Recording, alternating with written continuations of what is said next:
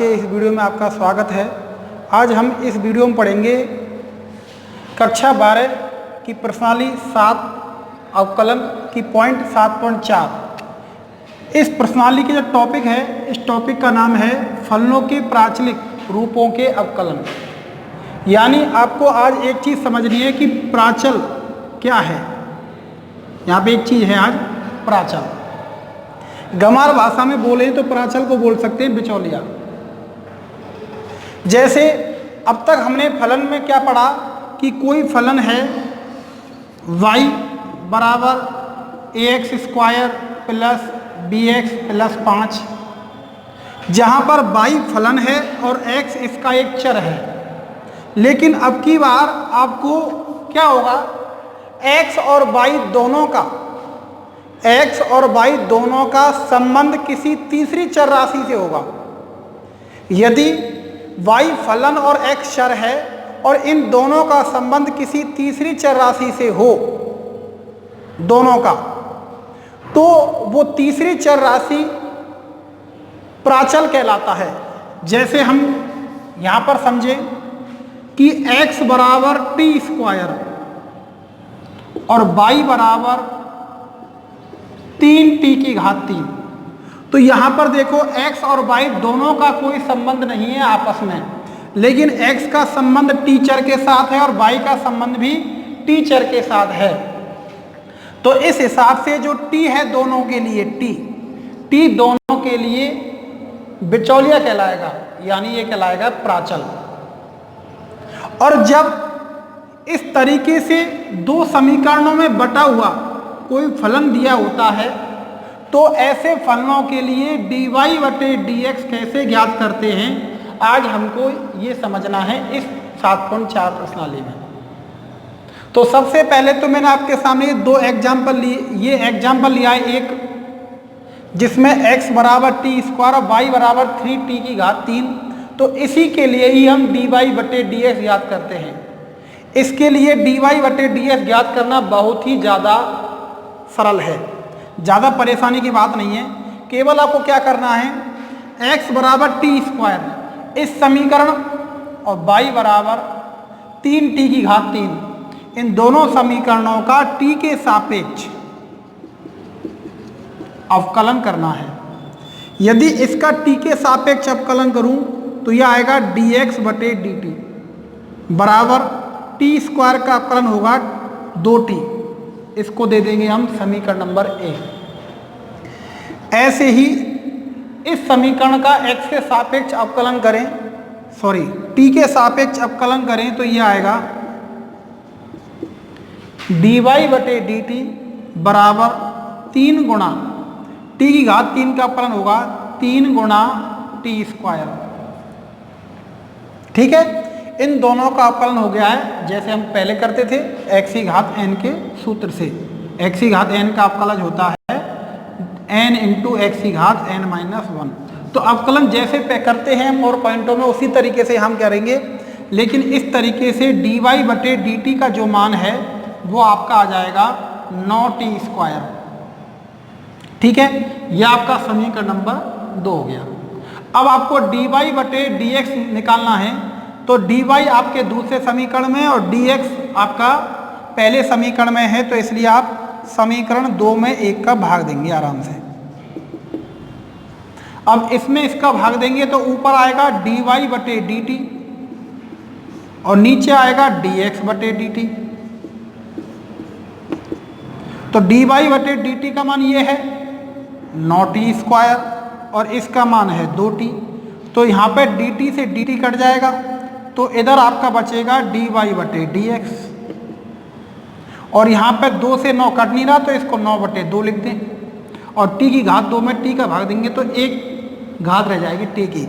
इसलिए dy/dx का जो मान है वो आएगा 9/2t। यानी जो आपके अवकलज का मान है यानी dy/dx का जो मान है वो आपका प्राचल के पदों में ही प्राप्त हो रहा है। तो यहाँ तो आपको प्राचल के पदों में ही dy/dx का मान याद करना है। तो जैसे मैंने आपको यहाँ पर एक समझाने की कोशिश करी एक छोटा सा सवाल, तो इसी तरीके के सारे सवाल आपके 7.4 के हैं। जिनमें आपको जैसे यहाँ पर प्राचल टी है तो हो सकता है प्राचल टी की जगह कभी थीटा हो या और कुछ हो, ठीक है। तो इस तरीके से आपको दोनों समीकरणों का अलग अलग अवकलन करना है प्राचल के सापेक्ष, और इस तरीके से आपके दो समीकरण आएंगे। फिर आपको एक में दो का या दो में एक का भाग देना है अपनी जरूरत के हिसाब से। आपको dy बटे dx चाहिए तो dy बटे dt ऊपर रहेगा और dx बटे dt नीचे रहेगा, जिससे dt से dt कट के dy बटे dx आ जाएगा। तो इस तरीके से आपको dy बटे dx ज्ञात करना है। तो यहाँ पर मैंने प्रश्नावली 7.4 के जो बिल्कुल सीधे सीधे प्रश्न हैं वो मैंने यहाँ पे कुछ लिख रखे हैं। पहले के दो हैं, दूसरे में भी दो हैं, तीसरे में भी दो हैं, चौथे में भी दो हैं, पांचवें में भी दो हैं, लेकिन मैंने चौथे का ये दो लिए हैं। तो आप यहाँ देखें इनको कैसे आपको करना है।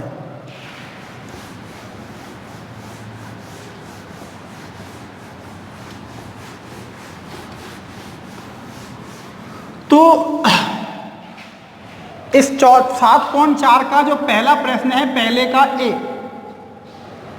का जो ए है, क्वेश्चन नंबर पहले का जो ए है, इसमें दो समीकरण है। पहला है x बराबर a sec t, दूसरा है y बराबर b tan t।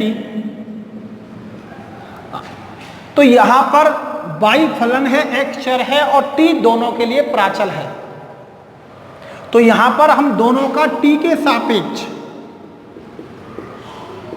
अवकलन करेंगे। तो t के सापेक्ष अवकलन करने पर dx बटे dt बराबर a इंटू sec x का अवकलन होता था x के सापेक्ष sec x into tan x। तो ये t है और t के सापेक्ष अवकलन कर रहे हैं, तो ये आएगा sec t into tan t, ठीक है। और इसी तरीके से इसका अवकलन करेंगे तो ये आएगा dy बटे dt बराबर t के सापेक्ष कर रहे हैं b इंटू tan x का होता है sec स्क्वायर x, ऐसे tan t का t के सापेक्ष करेंगे तो ये आएगा sec स्क्वायर t। ये आपका समीकरण नंबर 1 आ जाएगा, ये आपका समीकरण नंबर 2 आ जाएगा। फिर आपको dy बटे dx चाहिए तो ये वाला हिस्सा ऊपर आएगा, ये नीचे आएगा, तो इसलिए आप समीकरण 2 में 1 का भाग दोगे। जब समीकरण 2 में 1 का भाग देंगे तो ऊपर आएगा dy बटे dt और नीचे आएगा dx बटे dt।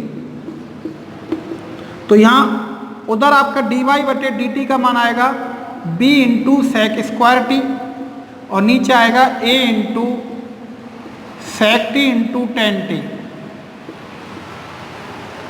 dt से dt कट जाएगा तो ऊपर आएगा dy और नीचे आएगा dx।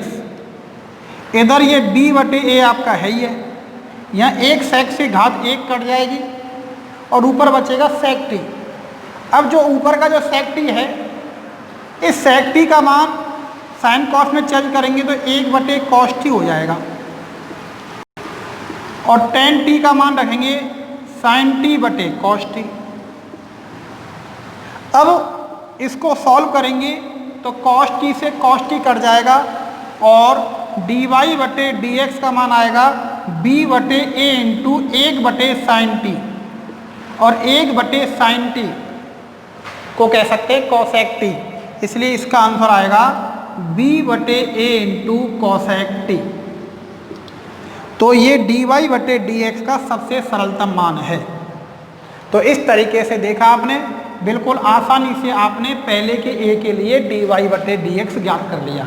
तो क्या करना है आपको, t के सापेक्ष आपको दोनों का अलग अलग अवकलन करके आपको समीकरण 2 में 1 का भाग देना है। भाग देने पर अपने आप dy बटे dx का मान सरलतम प्राप्त हो जाएगा।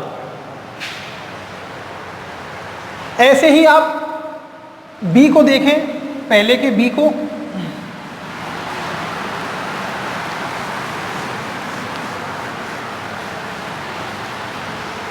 जो पहला है, पहले का b है जिसमें आपका x का मान है log t, जिसका आधार e है, और ये है sin t,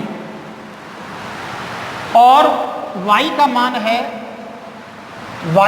है e की घात t प्लस कॉस टी। ये आपका पहले का बी है, ये लॉग टी है, दोनों का प्राचल टी है, वाई और एक्स ये दोनों हैं। तो इसलिए प्राचल के सापेक्ष अवकलन करेंगे दोनों का, एक्स के सापेक्ष नहीं करना है, टी के सापेक्ष करना है। टी के सापेक्ष अवकलन करने पर तो इधर आएगा dx बटे dt, लॉग टी का टी के सापेक्ष करेंगे तो ये 1 बटे टी आएगा और साइन टी का हो जाएगा कॉस टी। ये समीकरण नंबर 1 हो जाएगा। ऐसे ही इससे dy बटे dt आएगा, e की घात टी का टी के सापेक्ष करेंगे तो e की घात टी ही आएगा। जैसे e की घात x का अवकलन करते हैं x के सापेक्ष e की घात x आता है, उस तरह से कॉस टी का माइनस साइन टी हो जाएगा। यह आपका समीकरण नंबर 2 हो जाएगा। अब आपको कुछ नहीं करना, केवल और केवल भाग देना समीकरण 2 में। समीकरण 2 में 1 का भाग देंगे तो ऊपर है dy बटे dt और नीचे है dx बटे dt। तो ऊपर है e की घात t माइनस साइन टी और नीचे जो लिख रहा है वो है 1 बटे टी प्लस कॉस टी। अब देखो dt से dt कट गया तो ये आया dy बटे dx। अब यहाँ पे देखो बटे लगा के एलसीएम लेके t ऊपर चला जाएगा, तो पहले अब सेम टू सेम रहने दें, 1 की घात t माइनस साइन टी बटे इसका एलसीएम ले t, तो ये 1 प्लस टी कॉस टी आता है, जिसके बाद टी ऊपर चला जाएगा। तो इस तरीके से dy बटे dx का जो मान है वो आएगा t ब्रैकेट e की घात t माइनस साइन टी बटे 1 प्लस टी कॉस टी, और ये हमारा dy बटे dx तैयार। तो देखो आपका ये वाला भी बिल्कुल आसानी से हो गया। यदि हम दूसरे का a देखें तो देखो पीछे वाला y तो इसी तरीके से, केवल इसका x का फर्क है, इसमें log t है केवल, तो इसलिए इसमें भी आपको कुछ ज़्यादा परेशानी नहीं होगी। देखो यहाँ पर log है, यहाँ पे देखें आपका ये आपका दूसरे का a बन गया, दूसरे के a में log t है और y बराबर e की घात t इंटू कॉस टी है, तो इसका अवकलन ये आएगा, यानी कॉस नहीं आएगा इसमें, और ये आपका सेम टू सेम ऐसा ही आएगा। इसमें क्या करोगे आप, इसका भाग दोगे, जब इसका भाग दोगे तो आपको ज़्यादा परेशानी नहीं होगी, ये आपका इस तरीके से कट ही जाएगा। और जब आप इसमें 1 बटे टी का भाग दोगे, इसमें इसका भाग दोगे तो टी इसके ऊपर चला जाएगा, तो ये आएगा टी इंटू ब्रैकेट में e की घात टी माइनस साइन टी। तो इस तरीके से ये आपका आ जाएगा। तो ये वाला सवाल भी आपका दूसरे का ए है, ये पहले के बी की तरह ही हुआ, ठीक है।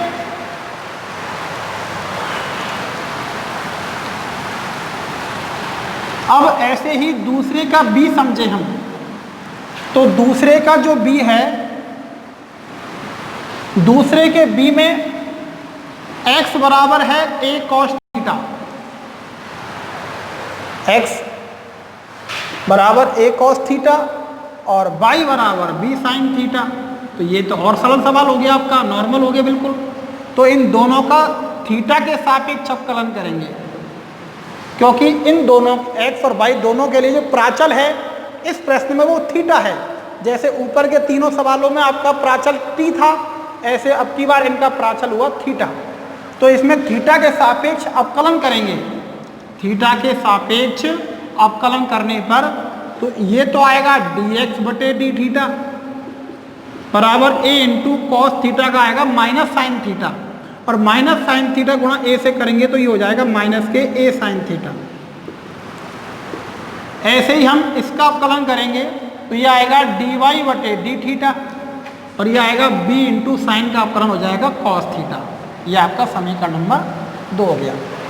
अब आपको dy बटे dx चाहिए, तो dy इसमें dx इसमें, तो आपको ये ऊपर और ये नीचे रखना है। तो आपको भाग देना है 2 में 1 का,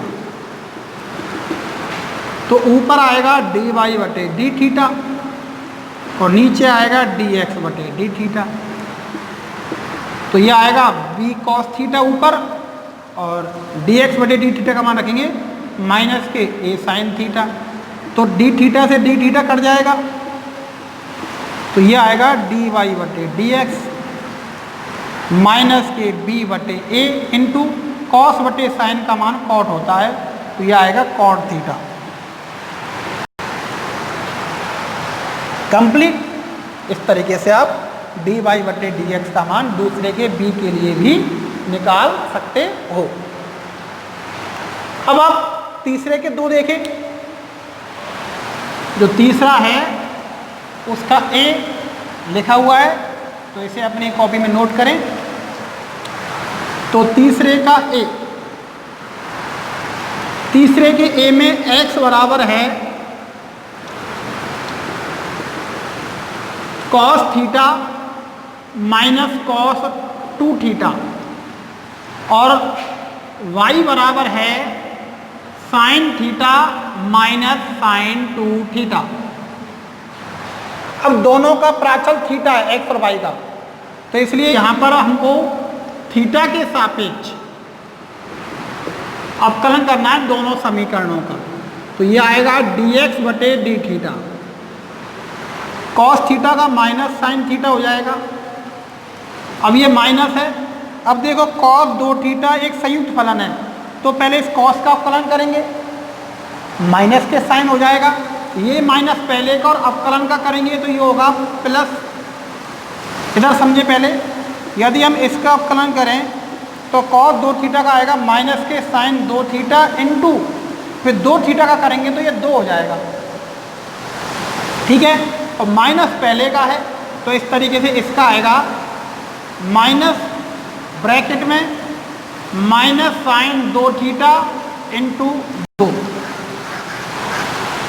कॉस का अवकलन माइनस साइन 2 थीटा फिर 2 थीटा का करेंगे तो 2।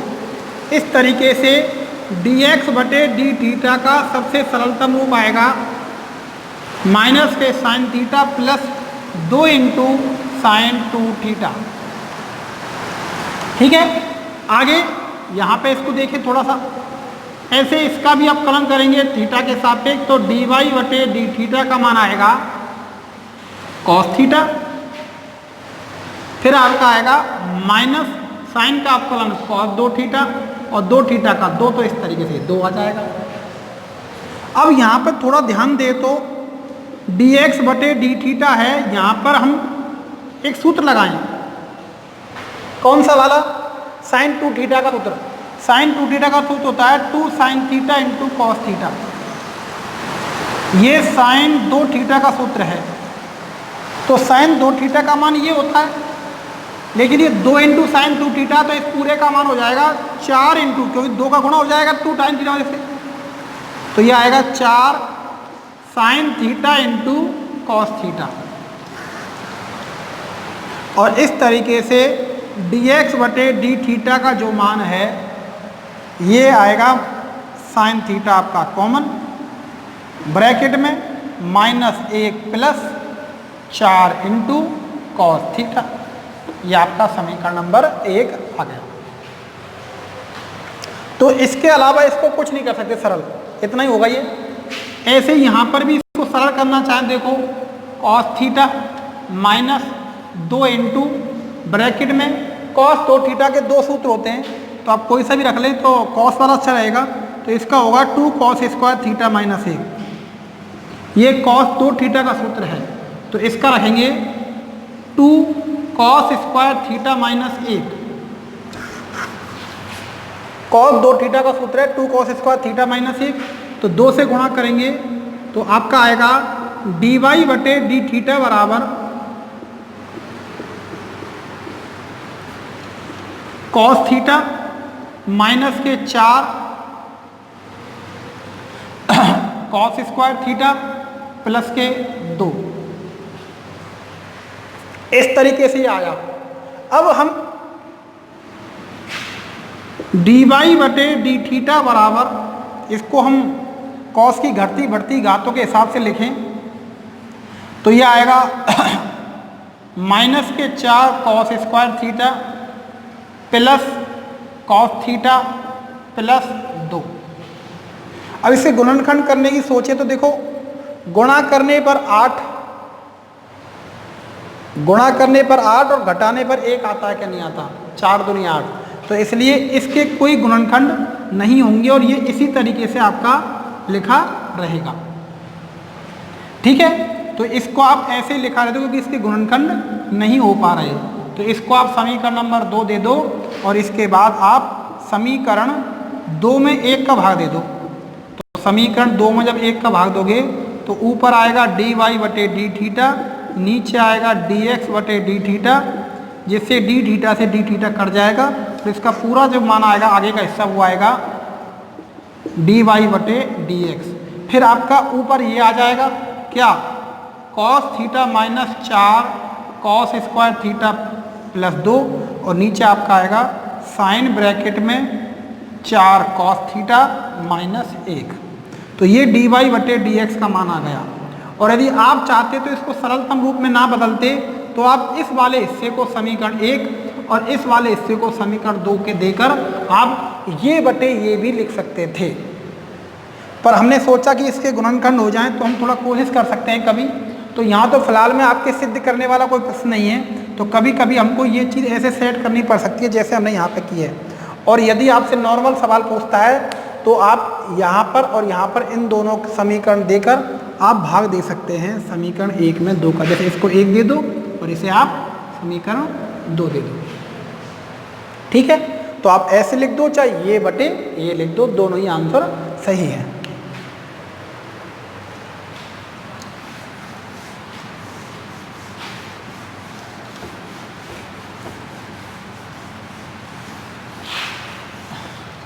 ऐसे ही हम तीसरे का बी देखें। तीसरे का बी, तीसरे के बी में x बराबर थीटा माइनस साइन थीटा और y बराबर a ब्रैकेट में 1 प्लस कॉस थीटा है। अब इन दोनों का जो प्राचल है वो थीटा है x और y का, तो यहां थीटा के सापेक्ष अवकलन करें तो आपका आएगा dx बटे डी थीटा बराबर 1 माइनस थीटा का अपकलन, जैसे x का अपकलन x के सापेक्ष 1 होता है, ऐसे थीटा का अपकलन थीटा के सापेक्ष 1 होगा और साइन थीटा का हो जाएगा कॉस थीटा। और ऐसे ही यहाँ पर dy बटे डी थीटा आएगा a ब्रैकेट 1 का अपकलन 0 कॉस थीटा का माइनस साइन थीटा, जिसके हिसाब से आ जाएगा माइनस के a साइन थीटा। तो इस तरीके से dy बटे डी थीटा का मान आएगा माइनस के a साइन थीटा। इसको आप समीकरण नंबर 1 दे दो और इसे आप समीकरण नंबर 2 दे दो। अब हम समीकरण 2 में 1 का भाग देंगे क्योंकि हमको dy ऊपर चाहिए, तो ऊपर आएगा dy बटे डी थीटा और नीचे आएगा dx बटे डी थीटा। तो ऊपर आएगा माइनस के a साइन थीटा और नीचे आपका आएगा 1 माइनस कॉस थीटा। तो डी थीटा से डी थीटा कट जाएगा, तो यह आएगा dy बटे dx। अब वैसे तो यह आ गया, लेकिन इसका भी एक सरलतम रूप निकल सकता है। कैसे, समझें। आपने एक सूत्र पढ़ा था cos 2a का। cos 2a के 3 रूप होते हैं, साइन कॉस के पदों में, 4 सॉरी, एक कॉस कॉस के पदों में, एक साइन साइन के पदों में और एक टेन के पदों में। तो साइन साइन और कॉस कॉस के पदों में कौन सा है? तो एक होता है 2 cos स्क्वायर a माइनस 1। यदि इस सूत्र के हिसाब से एक नया सूत्र बनाए तो कैसे बनेगा? एक इधर चला जाएगा तो 1 प्लस cos 2a बराबर हो जाएगा 2 cos स्क्वायर a। तो ये सूत्र आपको बताया था मैंने कि 1 प्लस cos 2a बराबर 2 cos स्क्वायर a होता है। अब जब ये 2a है तो ये a आता है, लेकिन ये कभी 2a की जगह a ही हो तो वो a का आधा आएगा, यानी ये a/2 आएगा। तो इस सूत्र के हिसाब से यहाँ लग जाता यदि प्लस होता, लेकिन माइनस वाला भी होता है। ऐसे ही जैसे इस सूत्र से ये सूत्र बना, ऐसे ही cos 2a का साइन वाला सूत्र होता है 1 माइनस 2 साइन स्क्वायर a। अब इसको इधर लाएं और इसको उधर ले जाएं तो 2 साइन स्क्वायर a बराबर होता है 1 माइनस कॉस 2a। यानी 1 माइनस कॉस 2a का मान होता है 2 साइन स्क्वायर ए। यदि ये 2a की जगह a हो तो ये a/2 आता है, यानी उसका आधा आता है। तो इस तरीके से 1 माइनस कॉस a का मान होता है 2 साइन स्क्वायर ए और 1 प्लस कॉस a का मान 2 कॉस स्क्वायर ए। ये दोनों चीज़ ध्यान रखनी है आपको। 1 माइनस कॉस a का मान 2 साइन स्क्वायर a/2 और 1 प्लस कॉस a का मान 2 कॉस स्क्वायर a/2। तो यहाँ पे माइनस वाला सूत्र से ये रख दोगे आप नीचे, तो आप यहाँ a है तो ऐसे थीटा के हिसाब से ये आएगा 2 साइन स्क्वायर θ/2। ऐसे ही साइन 2a का सूत्र अभी काम आया था थोड़ी देर पहले, तो साइन 2a का सूत्र होता है 2 साइन a कॉस a। लेकिन ये 2a की जगह a हो तो ये कोण आधे हो जाते हैं a/2। तो इस साइन a के सूत्र से आप साइन थीटा का सूत्र रखें तो ये आएगा, साइन 2a के सूत्र से कर रहे हैं हम, ये आएगा 2 साइन θ/2 कॉस θ/2। तो साइन थीटा का सूत्र मान ये रख दिया और 1 माइनस कॉस थीटा का मान ये रख दिया। जब इन दोनों सूत्रों की सहायता से हम जब मान रखते हैं तो ये और सरलतम रूप में आ जाता है। क्या आता है, 2 से 2 कट जाएगा, यहाँ साइन θ/2 की घात 1 है, यहाँ 2 है, तो ये साइन वाला जो है ये कट जाएगा और यहाँ कट के इसकी घात 1 रह जाएगी। ये केवल साइन θ/2 बच जाता है और कॉस θ/2 में साइन θ/2 को भाग देते हैं, तो ये कॉट θ/2 आता है, कॉट θ/2। और आगे कौन बचता है, माइनस का a। तो इस तरीके से dy/dx का मान सरलतम वाला, वैसे तो आपका dy/dx ये आ ही गया, लेकिन इसको और सरलतम करें सूत्र से तो ये आता है माइनस के a इंटू कॉट θ/2। तो इस तरीके से आपने तीसरे का a और तीसरे का b भी अच्छी तरह से समझ लिया। अब हम जो चौथे का b हम समझते हैं, चौथे का b और पांचवे का b। चौथे के a और जो शेष जो प्रश्न है वो हम अगले वाले वीडियो में बताएंगे। तो अब आपको 2 सवाल समझने, क्योंकि सीधे हैं इसलिए पहले मैंने यही सवाल लिए, चौथे का b और पांचवे का b। पांचवे का b बहुत ज़्यादा सीधा है। क्या है, पढ़ें। क्वेश्चन नंबर पांचवे का b है x बराबर a cos qt और y बराबर a sin qt। दोनों का प्राचल t है, तो यहाँ पर हम t के सापेक्ष अवकलन करें तो ये आएगा dx/dt बराबर a इंटू घात 3 का होगा, जैसे x की घात 3 का होता है ऐसे cos की घात 3t का अवकलन होगा 3 cos स्क्वायर t इंटू फिर cos t का होगा माइनस के sin t। इस तरीके से dx/dt का मान आएगा माइनस के 3a sin t और cos स्क्वायर t। ये आपका समीकरण नंबर 1 तैयार हो गया। अब आप इसका t के सापेक्ष अवकलन करें तो dy/dt बराबर a इंटू इसका करेंगे वही 3 sin स्क्वायर t और sin t का करेंगे तो cos t, और इसको एक साथ करके लिखेंगे तो ये आएगा 3a sin स्क्वायर t और cos t। यह आपका समीकरण नंबर 2 तैयार हो गया। हमको चाहिए dy/dx, तो समीकरण 2 में 1 का भाग देना सही रहेगा। तो समीकरण 2 में 1 का भाग देने पर तो ऊपर आएगा dy/dt और नीचे आएगा dx/dt। तो ऊपर है 3a sin स्क्वायर t और cos t और नीचे है माइनस के 3a sin t और cos स्क्वायर t। dt से dt कट गया तो ये आया dy/dx। 3 से 3 a से a, एक साइन एक कट जाएगी, cos से इसकी घात 1 बच जाएगी, तो ऊपर sin t नीचे cos t।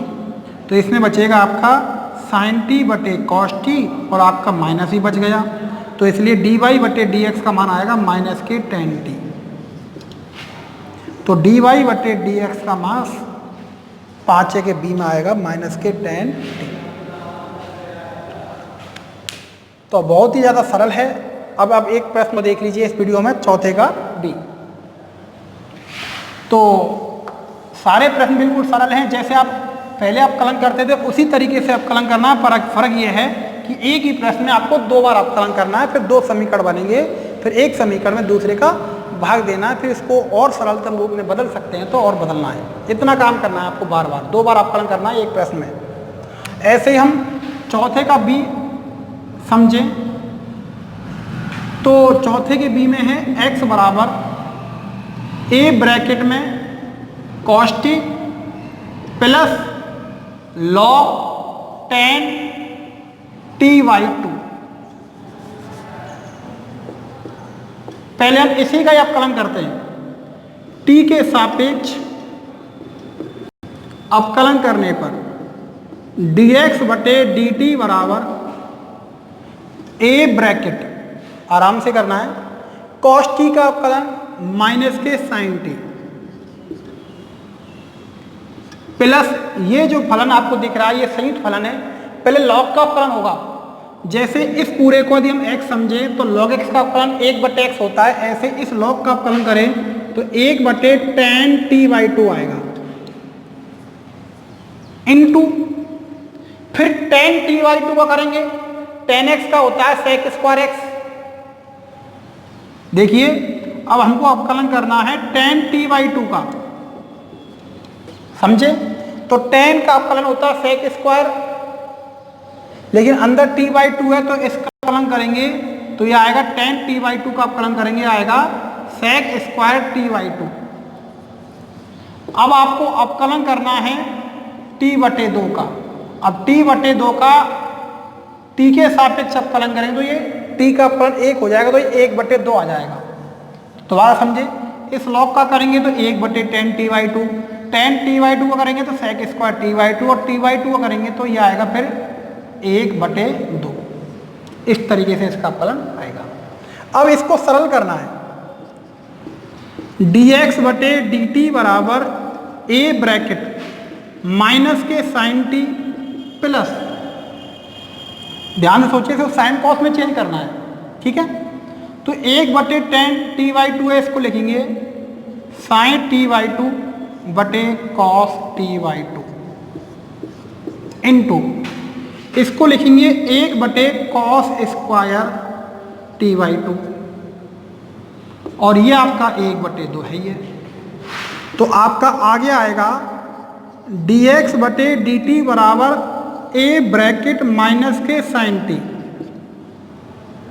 अब देखो इसको सही ढंग से देखें, ये घात 2 है और ये घात 1 है, तो ये कट के इसकी घात 1 रह जाएगी 1। अब जब इसकी घात पहले कितनी थी 2 थी, अब कट के इसकी घात 1 रह जाएगी। तो नीचे आपका 1 तो 2 ये है, sin t/2 पहले से ही है, अब इसकी घात 2 है, इसकी घात 1 है, तो ये कट के इसकी 1 रह गई, तो ये नीचे ही सेट हो जाएगा cos t/2 इस तरीके से। फिर यहां पर एक सूत्र लग जाएगा sin 2a वाला, आपने पढ़ा था, भी थोड़ी देर पहले बताया था। sin 2a बराबर होता है 2 sin a cos a, लेकिन जब ये a होता है तो a/2 हो जाता है, तो ये सूत्र आपकी बार उल्टा इस्तेमाल होगा।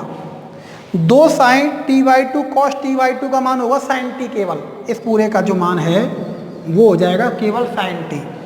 तो इस तरीके से आपके dx बटे dt का मान आएगा a ब्रैकेट माइनस के sin t प्लस 1 बटे इसका मान sin 2a वाले सूत्र से बनाया था, वो इस तरीके से हम इसको इस्तेमाल करेंगे, तो ये आपका हो जाएगा केवल sin t। फिर हम इसका एलसीएम लेंगे, तो ये एलसीएम आएगा sin t।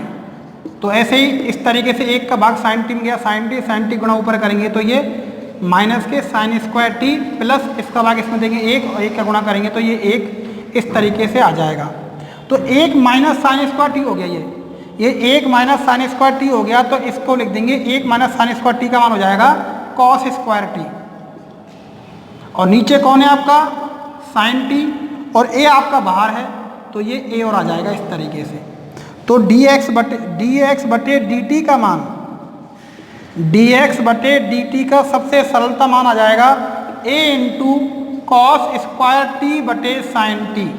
और इसको हम दे देंगे समीकरण नंबर 1। अपने पास रखे समीकरण 1 को। अब देखो, अब हम चौथे का बी कर रहे हैं।